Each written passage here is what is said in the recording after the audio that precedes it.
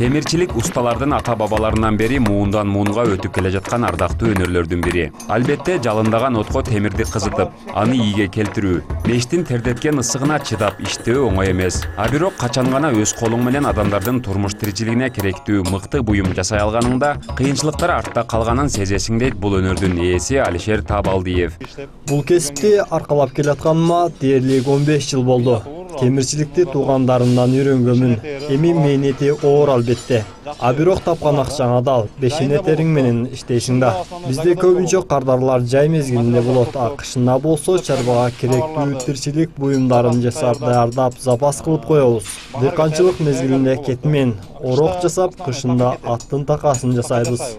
Каарманыбыз айткандай, кышында көпчүлүк темирчилер така жасашат. Анткени бул учурда ат үстүндөгү улак оюну көп болот. Таканын көрүнүшү жөнөкөй болгону менен аны даярдоо көп убакытты алат. Буйртмалардын саны өскөн учурда тынымсыз иштөөгө туура келет. Темирчилер жасаган буюмдарына кепилдик бере алышат. Себеби сапатсыз материалдан жасалгандары узак кызмат кылбай, сынып же ийилип кетиши мүмкүн. Ананда бул өнөрдө жалгыз иштөө кыйын. Уста көп учурда шакиртине таянат.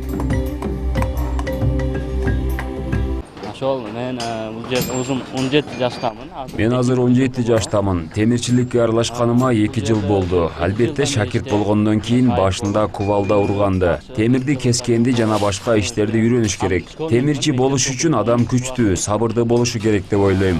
Өнөрлүү өлбөйт демекчи, талыкпаган эмгектин артынан кооз буюмдар даярдалып, өз кардарларын таап келүүдө. Учурда бул такаларга Бишкек шаарынан буйртма беришкен. Ал эми така жасалуучу темир бекемирээк болгону үчүн арматурадан жасалат. Бааларына келсек, 4 даана така мыктары менен кошулуп 200 сомдон тарта 350 сомго чейин сатыкка чыгат. Сиздер көрүп турган тешил элек такалар, ал эми булар болсо тешилип атка кадаганга даяр болгон такалар. Тешкичилер аркылуу өзүңүздөр билесиздер, аттын туягына ат басканда улакка чапканда кыйналбашына атайын така кадалат. Ал эми бул атайын кичинекей казыкча менен биз таканы тешип алабыз. Биринчи оңоюраак болуш үчүн мында аны майга малып туруп, андан кийин этият менен мынтип тешип алабыз. Албетте, анчалык деле кыйын эмес. Эң негизгиси бул өнөрдү үйрөнүш үчүн адамда кызыгуу жана сабыр болуш керек.